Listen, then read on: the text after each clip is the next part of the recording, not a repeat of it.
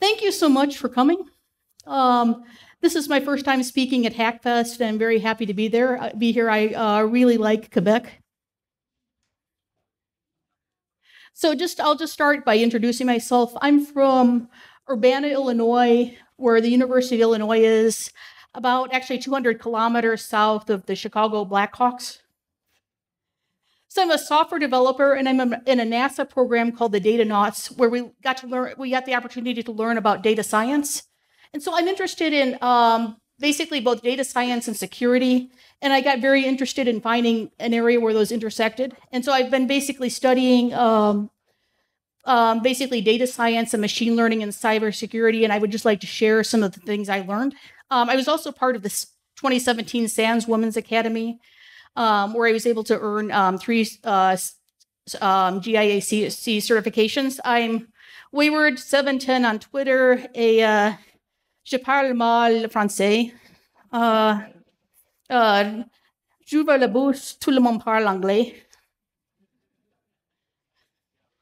So I don't speak French very well. So actually, I'm curious, how many people have had a vendor talk about how their product uses AI or machine learning or deep learning? Anybody heard that from a vendor at all? Oh yeah, okay. Vendors never ever mention that, right? So then we could actually start out by just talking about what do these terms even mean. And so one way of thinking about AI, machine learning, and deep learning is you could look at it as this egg diagram, or you could look at it as it's been described as a set of Russian dolls, where basically AI is on the outside layer. It encompasses everything. Machine learning is a slightly smaller subset. And then deep learning is basically a slightly smaller subset of that. So if you're hearing the terms used somewhat interchangeably, it's like basically you're talking about sort of a subset relation. So basically, what comes to mind when people think of artificial intelligence? Nobody. I mean, I was thinking of the movie 2000, because Hal came to life in Urbana, Illinois, after all. Look, Dave, I can see you're really upset about this. I honestly think you ought to sit down calmly, take a stress pill, and think things over. That doesn't ring a bell with very many people. Okay. So basically, it's been described as the branch of computer science dealing with the reproduction or mimicking of human-level intelligence, self-awareness, knowledge, consciousness, thought, and computer programs. In other words, it's artificial intelligence is where a computer tries to emulate some things we think of as being part of human intelligence, so it doesn't really work quite the same way.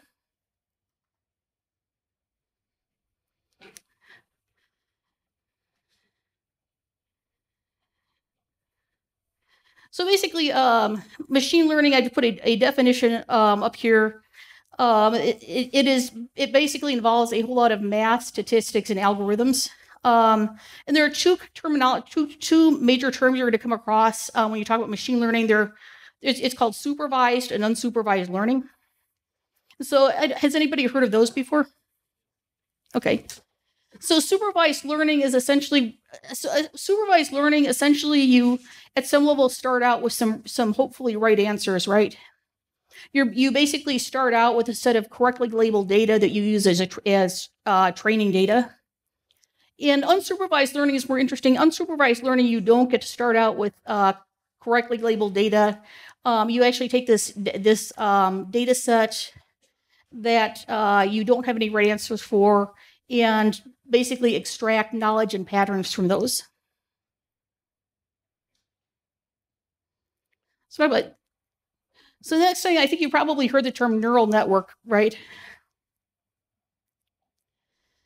So essentially, a neural network, it's modeled on the human brain. It's modeled on the idea of neurons, where it gets a certain amount of, it gets certain inputs, and basically if it gets a certain level of input, then it's activated and it fires. And so basically nodes in neural networks are kind of like neurons. They get assigned weight kind of weights and thresholds. So this is kind of hard to just, this is kind of a little bit hard to visualize if you're not familiar with it. So I've just got a, I've got a diagram. It's like, it starts with the, so the red stuff on the far left is, are basically inputs. You're to get maybe multiple kinds of inputs. And then this thing called hidden, those are the, basically, those are the hidden layers. In this case, it just has one hidden layer. But those are kind of the neurons you think about, and then those actually feed to the input. So it's not necessarily a completely one-way process because it tends to continuously get feedback, and it can kind of continuously gets feedback and kind of adjust its computation and weights and stuff until it gets closer and closer to the right answer. And that, let's see. So I got hopefully a video. This is really kind of neat. It's called it's at a site called playground.tensorflow.org, and anybody can use it for free. And I have put the link in my slides. But kind of as you can see it, this is actually an animation of a neural network in progress. You can kind of see in your browser. You can basically add the features that are your input features. You can adjust your number of neurons in your layers and visualize the output. So I don't know. Can you guys see that very well from where you're sitting, or? But at any rate, I'm going to tweet out my slides after I get done, and the link to the site, if you want to play with it, is going to be in the slides.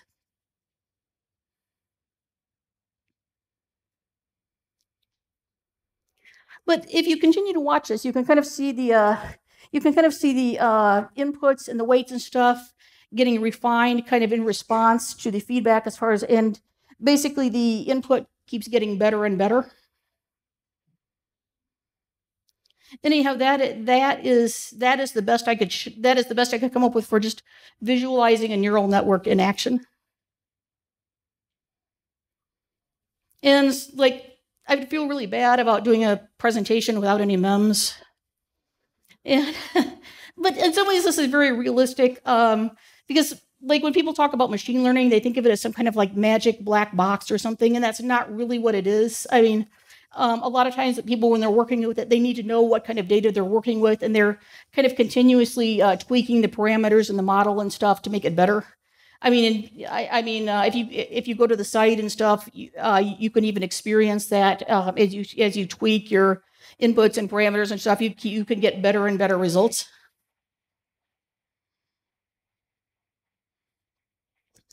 So actually, deep learning very specifically refers to these neural networks. So yeah, basically when they talk about deep learning, I'm thinking probably a lot of vendors have used that too. So that is very specifically referring to these neural networks I showed you in action, and they can actually be both supervised and unsupervised. So one thing that's very useful about this is a lot of times when we're detecting threats and bad behaviors, we rely on signatures, which are kind of like signs or descriptions with associated with the malware exploit's known behavior. And so basically, if you have a known threat, the signatures are very good. And the problem is the zero-day exploits and stuff. You usually don't have signatures to plug into like your IDS or your antivirus software. So basically, this is where deep learning comes in. And the deep learning is good for detecting like a lot of anomaly detection. It can detect basically user behavior issues. User and behavior anomalies. Like, for example, like they've been used to detect insider fraud, insider threats, and fraud and stuff like that as well. Excuse me.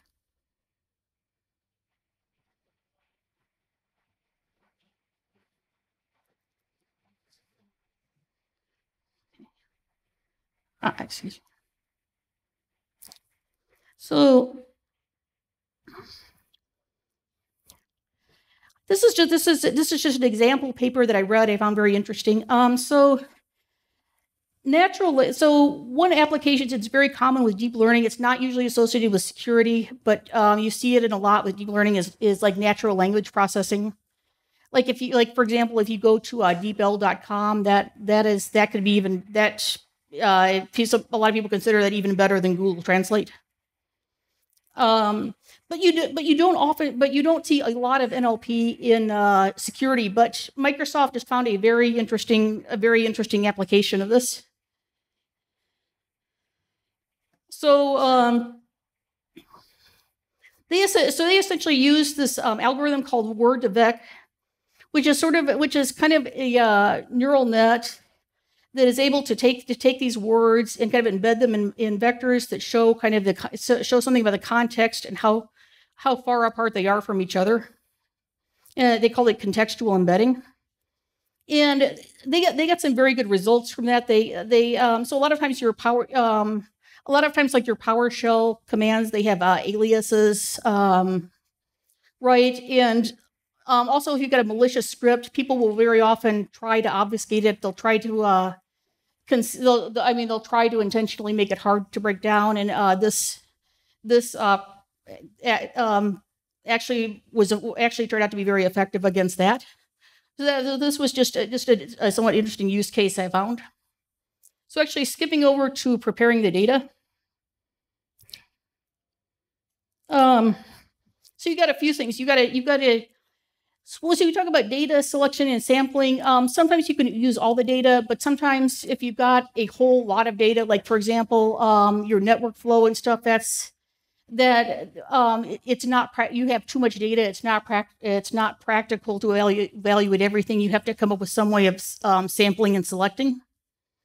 Another thing that they talk about is feature extraction. So with feature extraction, so you've got this whole thing, you've got this stream of data or something coming in at you, right? Like let's say you're trying to look at your network traffic or something. Maybe you've got a PCAP file, and it's like you're not going to say dump the PCAP file directly into say something like TensorFlow. You need to maybe decide. So what part of the network traffic are you interested in? What features do you care about? For example, are you looking maybe for certain payloads? Are you looking for going to certain addresses with going to certain servers with poor reputations that show up in a threat intelligence feed?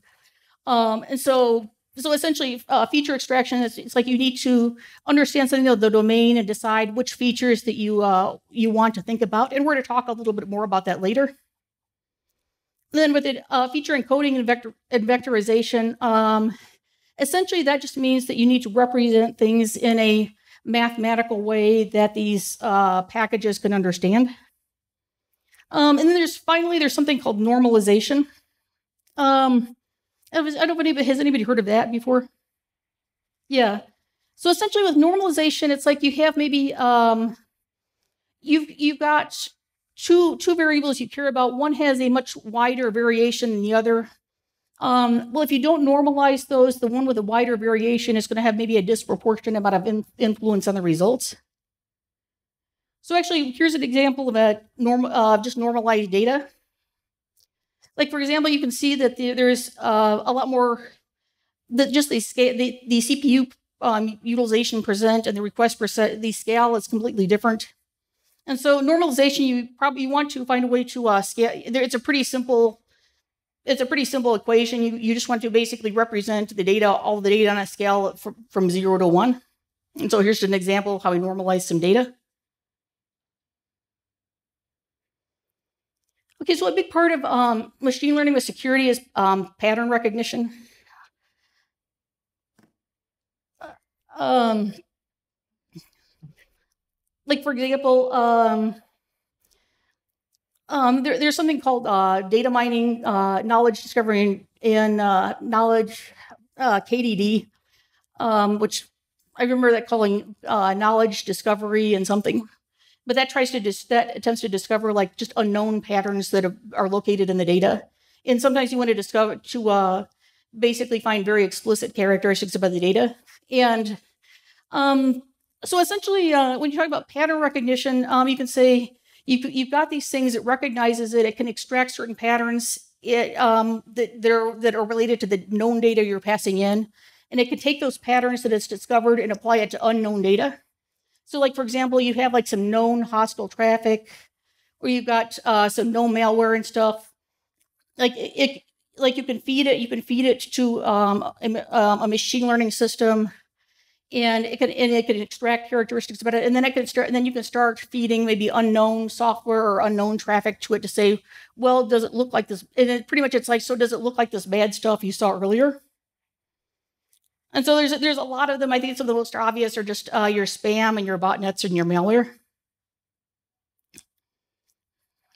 So basically, with clustering, the whole idea with clustering really is that bad things happen together.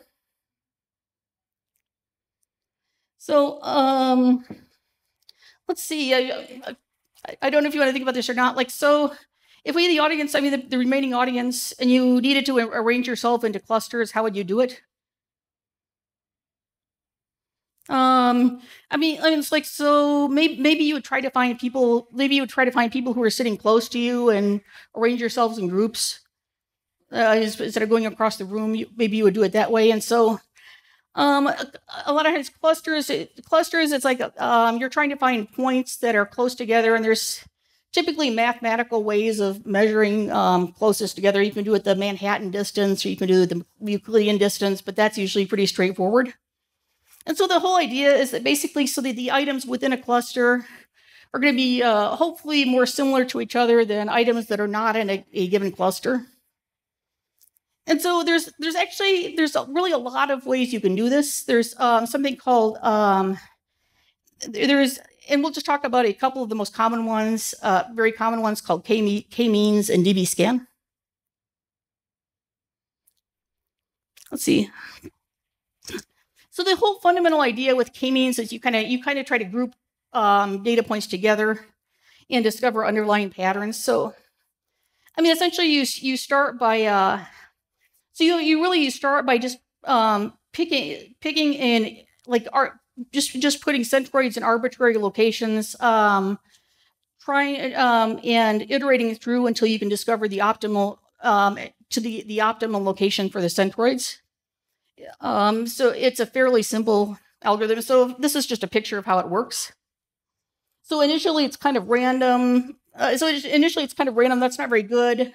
Round 1 gets a little better. Round 2 gets still better. And then finally you get basically an optimal, like you get what's a pretty good cluster.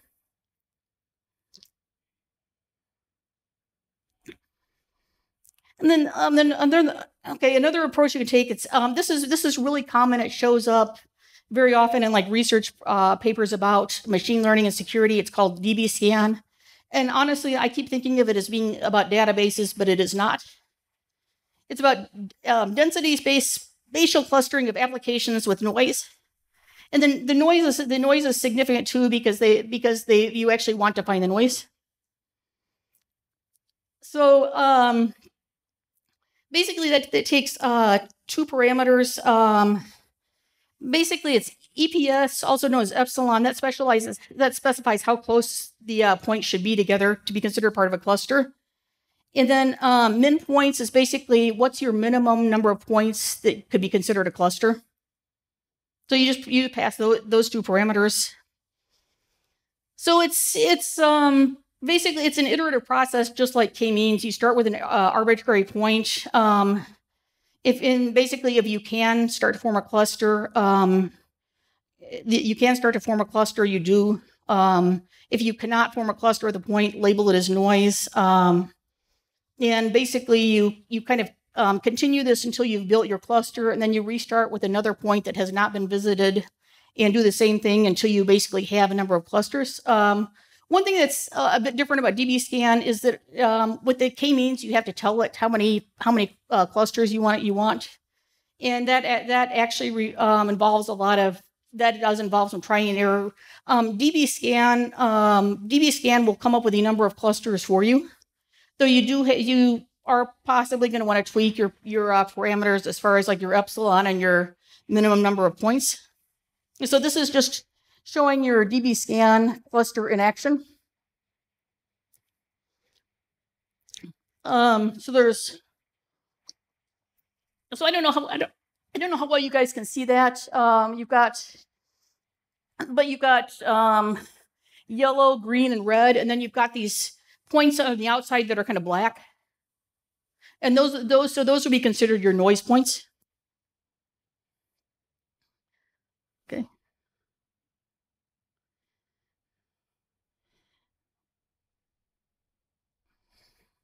Okay. So actually, just as far as some case studies, I found some rather interesting ones from Trend Micro and Semantic. So the semantic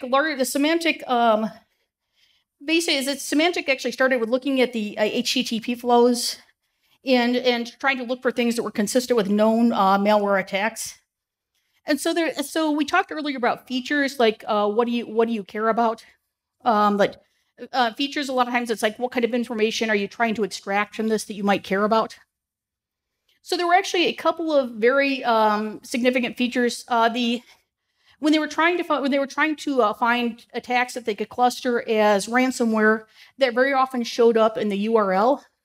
That basically they were able, the URL information gave them allowed them to cluster ransomware attacks together, which is pretty interesting. The other ones were generic malware, and what that was actually more related to the payload, because that was specifically the file type. So that was related to like your file type. The malware was coming across and stuff like PDFs and Shockwave and stuff like, and basically files like that, which is a pretty normal way to deliver malware. And then in Semantic, they did something kind of interesting. They basically Semantic is running their SOC, and they want to basically cluster the incidents that happen in their SOCs together. And so they want to basically see like how similar events are. Like, so can they respond to them in a similar way? Can they learn anything from how they're handled in the past? And they actually were able to. They actually had quite a bit of success. Like, they were able to figure out, like, for example, if they got like a malware attack, they were able to cluster a lot of things that came into their SOC with that malware attack. They could also look for They also were able to look for certain behaviors that were not good. Like, for example, like if you're monitoring a network, if somebody's attacking you, what kinds of things might they do? They might start scanning you, right? Like, they might start looking for vulnerable services. They might start looking for, like, do you have an open SMTP server? Do you have services like FTP or LDAP or something that might be vulnerable, that could be abused, or provide some information for them? And so they were able to look at that as well, to see just known they were able to look at that as well, and cluster those kinds of attacks together as well. So just as far as clustering takeaways, they can be applied to a lot of different kinds of data. Like, for example, categorical and continuous. When they talk about the relevant features being extracted and normalized, and that does mean that you probably need to know something about the domain and the data you're dealing with, so you know what kinds of features you might want to extract. And there, basically, a lot of times with machine learning, there are validation techniques. A lot of times, if you're trying to validate a cluster, you maybe look at the cluster and you see, you basically look maybe how close the clusters are. How does that how many elements are in clusters? How does that perform to other clustering algorithms? there actually are some ways you can validate that. And so basically what the way it works is really kind of what it did with the SOC and the network. It's they started with, like, a big SOC is going to have lots and lots of data, and it allowed them to basically take this vast amount of data and sift through it. Okay, so classification, it sounds kind of like clustering, but it's a bit different.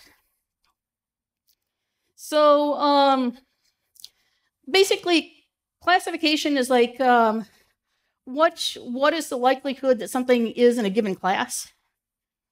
So, like, if you were going to classify people here, any ideas how you would do it? Okay, like haves versus leaves. No, sorry.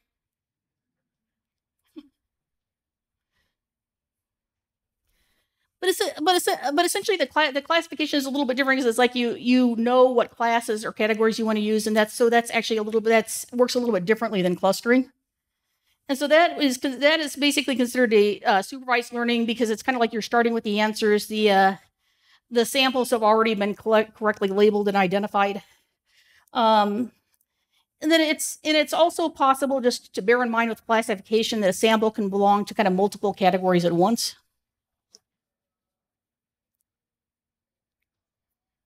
So just some classification, just some examples of, here's an example of what somebody did. Just as a classic example, they wanted to detect a botnet command and control center. So what they did was they issued a HTTP request to benign and CNC controls. And so, actually, let me clarify that. What they did was they took a list of files and file patterns and URLs that were known or associated with kind of known sketchy CNC sites. And so they specifically requested those and they saved the responses and of course the response codes, because, like, for example, if you get say a 404 or something, that would mean that the file wasn't there, and that's different than if you get a 200 and you get the file right with an HTTP request. So they were actually able to create a decision tree model, and they basically saying, essentially, if they get if they got enough hits on the sketchy looking file patterns, they were to conclude that it was fairly likely that this was a CNC server.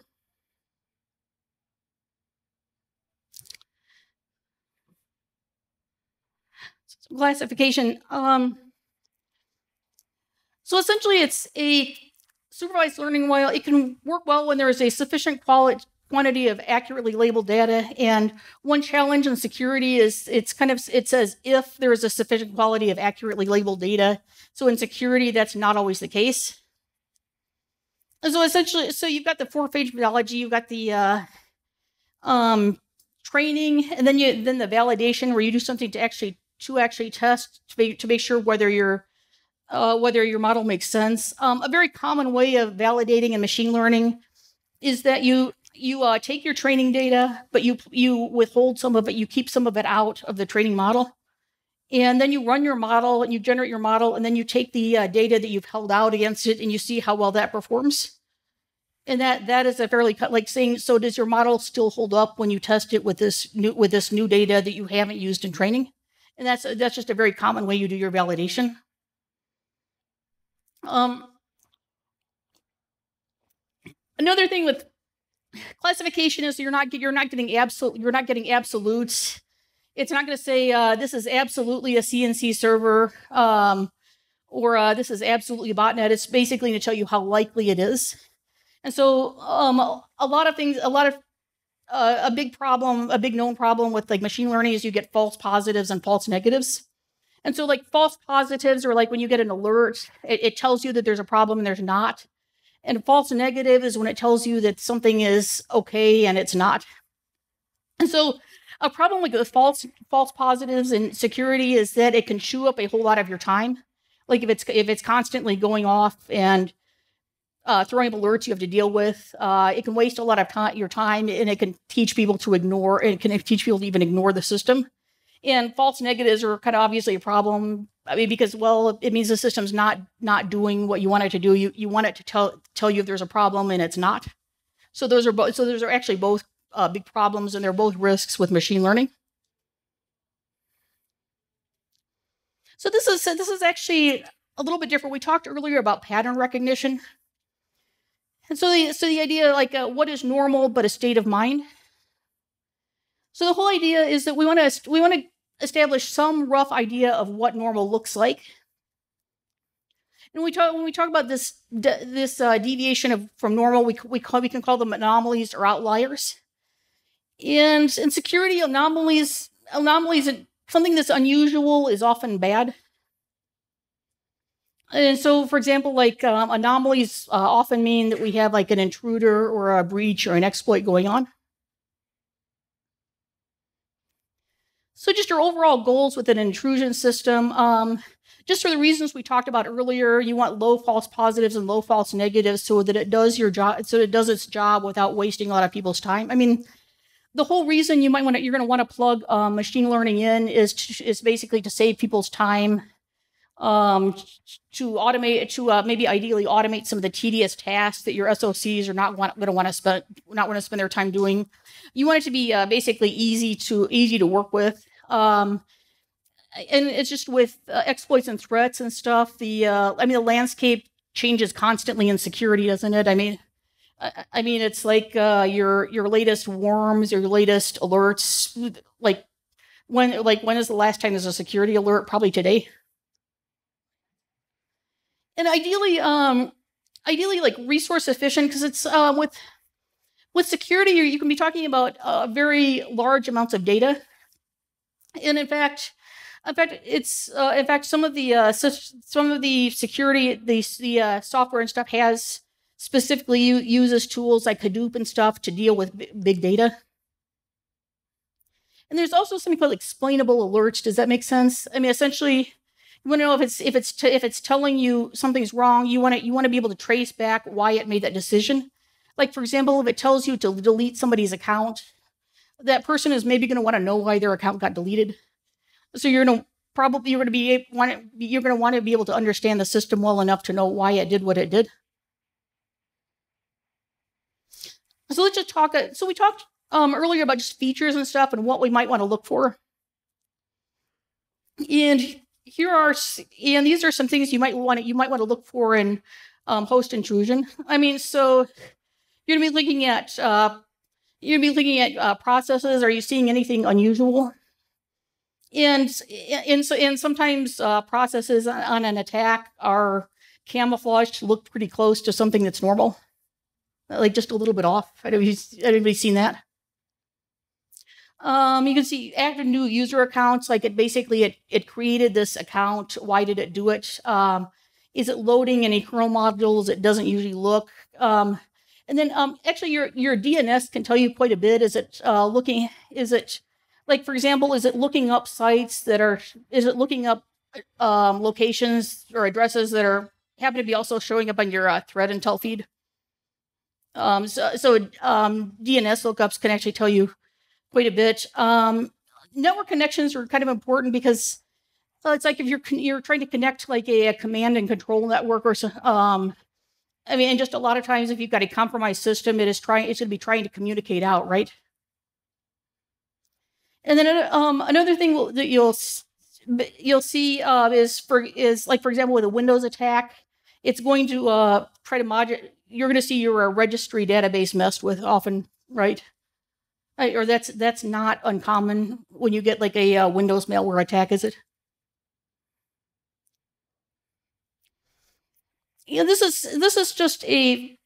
is a fairly useful tool if you want to actually look at your host to see what may be compromised. I think probably a lot of you have heard of it, OS Query. Yes. Okay. So it's fairly handy. You can run query. You can schedule queries. It'll populate tables. You can query later. I believe it's free. It runs in, it supports Windows and Linux.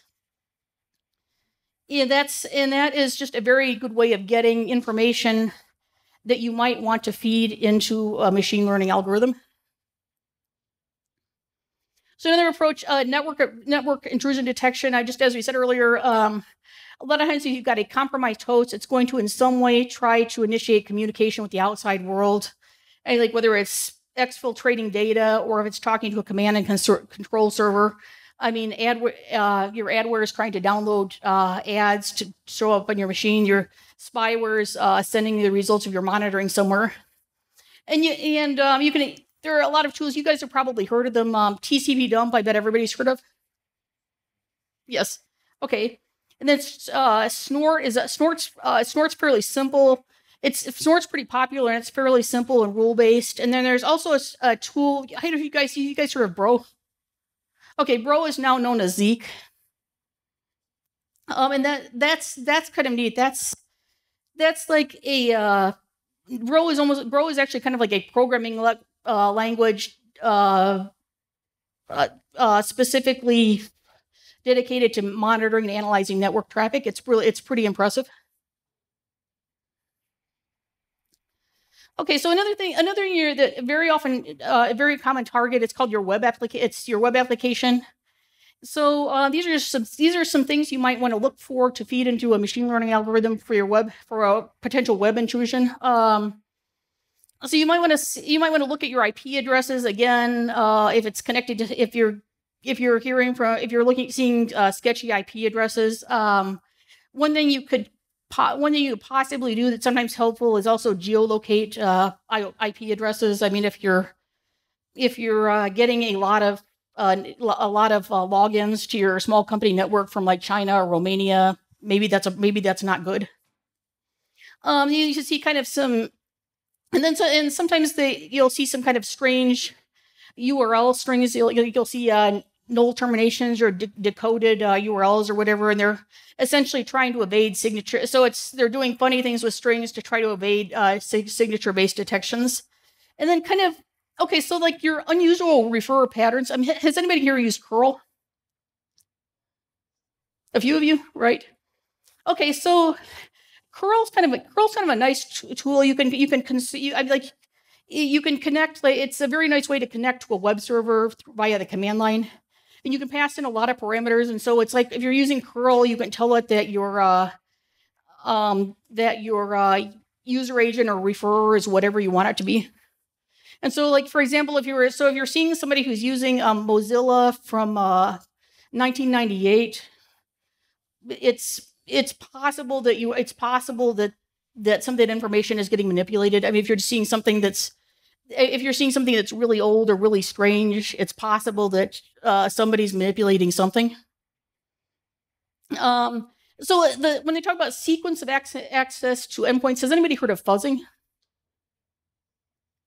Yeah, so like fuzzing is when you're basically when you throw a whole bunch of inputs at something to try to see if you can make it somehow. It's to try to see if you can make it fail or expose some kind of security hole. And so when you start seeing these really strange sequences of access to endpoints that are not consistent with what a normal user would do, it's possible somebody is throwing a fuzzer at you. And so the point of these things is these are all the kinds of things you might look at to feed into a machine learning tool. And just for what it is worth, again, I'll post my slides online and tweet out the links the links. So we've got another tool called forecasting. So we've probably all heard of forecasting, like in terms of weather, right? And so you've got things called trends, and then seasons, and then cycles. And that kind of means that you're going to see some up and down and stuff in cycles. You're not going to necessarily see straight lines up and down. I mean, and so let's see. So basically, this is just basically a model that handles basically a forecast. These are also described as time series because it's like a lot of times they're something that happens over a time. And then, so we've got something called ARIMA. It's the autoregressive integrated moving average.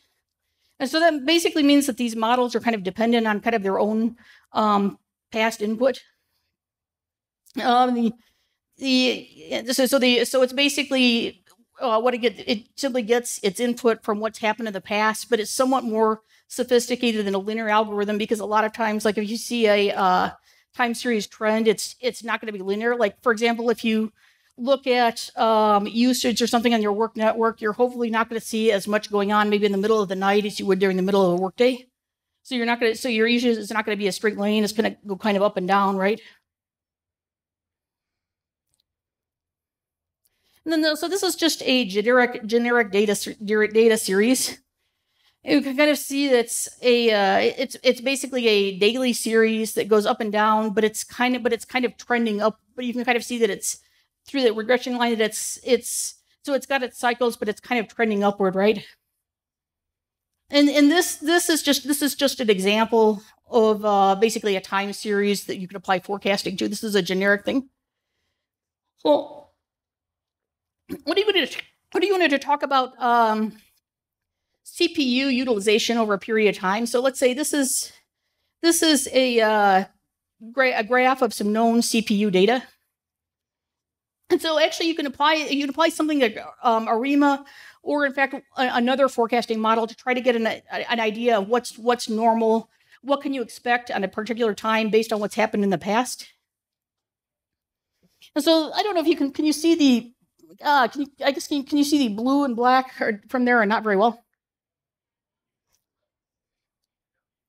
Okay, so basically the blue is the actual data and the black's the model. And so you see they managed to fit that pretty well.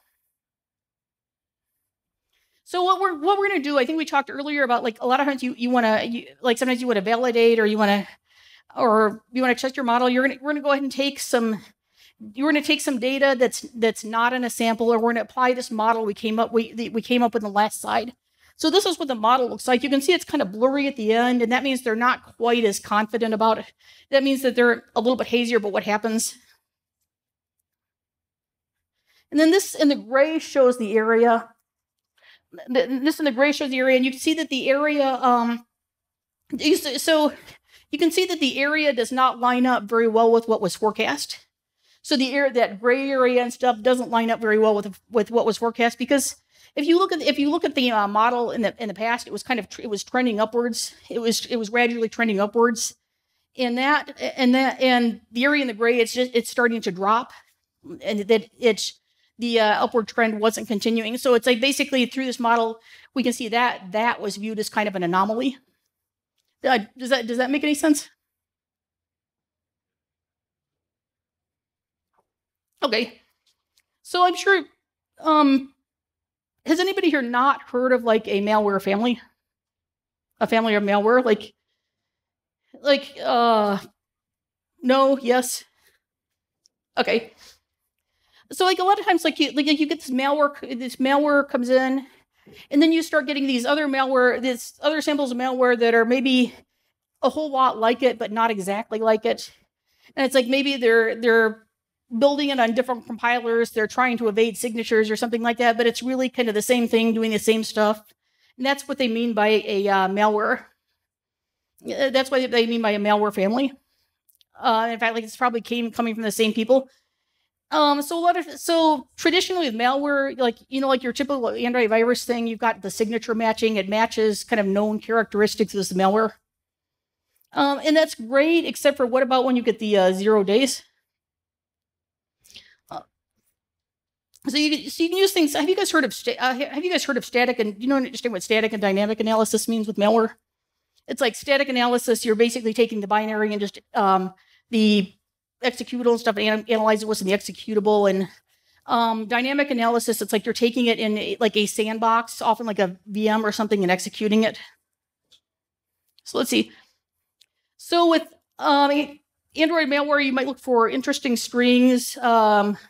Specifically, like hard-coded URLs and addresses that it might be using to talk to a CNC server or some other malevolent server. You might look at what kinds of API calls does it make. The network, I mean, just when you're looking at it dynamically, it's what kind of network behavior is it starting to try to initiate these connections, and if so, why? You want to look at what's changed in your system. Like, have you seen strange changes to your registry that don't make any sense with that kind of software, with what the software is supposed to be? And that kind of stuff. And for example, and if you're looking at say something like Android or something, you can also look at like Android. You can actually just look at the manifest and see if it's requesting permissions that greatly exceed what it would need to do that kind of thing. Because like a lot of times, for example, people with mobile stuff, they'll agree to just about anything. I mean, seriously, have you seen the permissions and stuff where you're trying to install something on your phone? It's like, yeah, I'd like to access your email address, your contacts, and then I'd like to have your firstborn child. And your users are just like, okay, okay, okay. And so basically, strange permissions in mobile applications are kind of a common malware delivery route. So let's talk about so we've talked about what machine learning is. Should we talk about what some of the limitations of it are? One, we talked a little bit about it. We talked a bit about explainability earlier, and it's like, so is your machine learning system this black box, or is it like, can the analyst actually explain, understand why the system made a particular decision or recommendation? It's also not a silver bullet. I mean, like, your vendors are talking to you and they're saying, we've got this machine learning and stuff, like it's going to be magic. And it's like, it's really not. There's nothing magic at all about it. It's basically a set of like mathematical techniques and algorithms. You have to know what you're feeding into it if you want to use it. Another thing is that the body of human knowledge is just pretty large.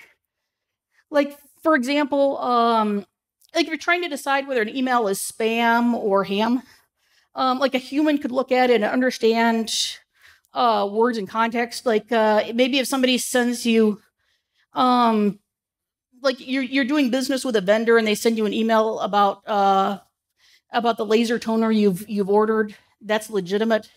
But like a lot of times, cheap laser toner in an email, it's not good. Right, and there are a whole lot of other words that often show up in spam emails, but they can sometimes show up in legitimate emails, and a human can pretty readily look at them because it's like there's a whole lot of background knowledge and context and stuff, and it can be hard to represent that to a machine learning algorithm. There's also, have you guys heard of overfitting and underfitting? So overfitting and underfitting is like when you have some training data. Sometimes it may be when you overfit it, it means it fits the training data very well, but it doesn't generalize to other data very well. Underfitting means that it doesn't really fit it doesn't really fit any of the data very well. And generally just like with anything in a computer, machine learning, it's garbage in, garbage out. I mean, it's not specifically related to security, but okay, have you ever heard of like algorithms that deal with different races of people differently, like a smart sink or something? They've only tested it with people with light skin, and somebody with dark skin tries to use it and it doesn't work. And very recently there was an article about like an algorithm that recommended like lower quality of care for African Americans. So essentially the thing that is, it's not a silver bullet, and basically garbage in, garbage out. There's nothing magical about it. So right now I just have some links and stuff. If you want to dig into it yourself, you're welcome to. And I'd like to heavily credit these are some excellent resources. This is Machine Learning with Security, Protecting Data Systems with Data and Algorithms. This is an O'Reilly book. It's excellent. I got it in a $15 humble bundle purchase, at least the electronic version. The Silence book is pretty good, and that's actually free. So it's like you can get these for inexpensive or free, and they're very good. I would say I use these heavily when in the talk. And then there's Towards Data Science, which is a website. That's pretty good too. And then these are just some other good resources you might want to use when you. And at any rate, thank you for your patience.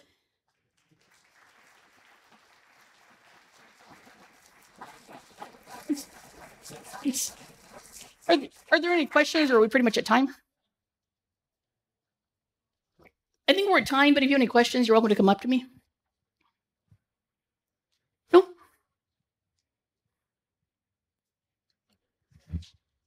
How many time you can spend on data classification before just sending that to your machine learning process?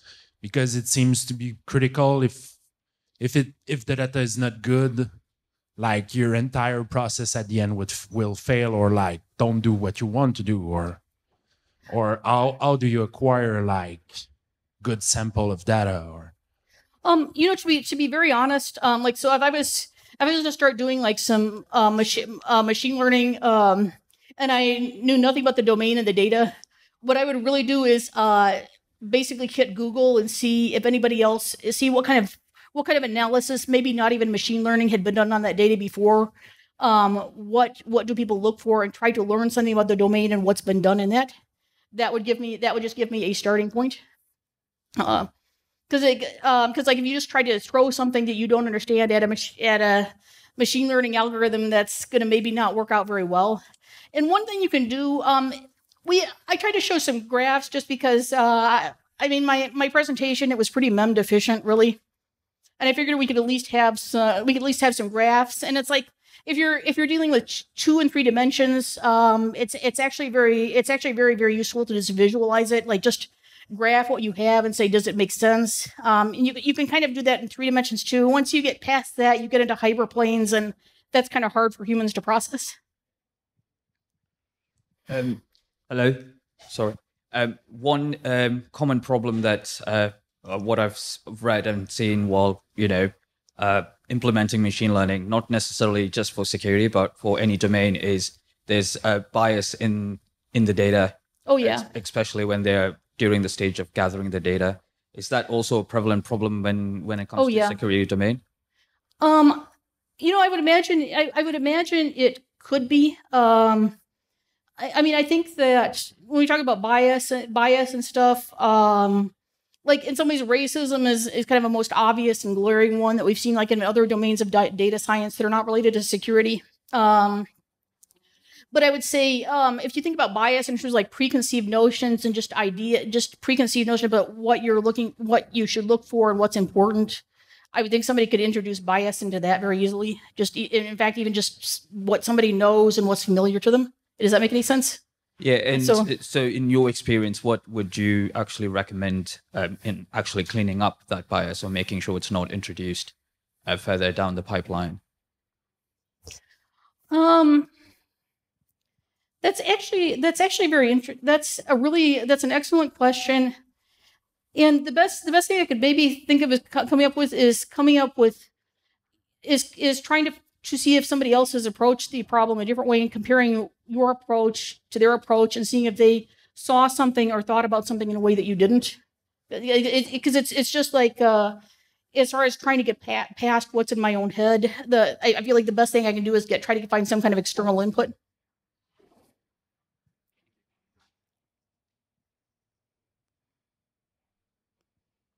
Thank you.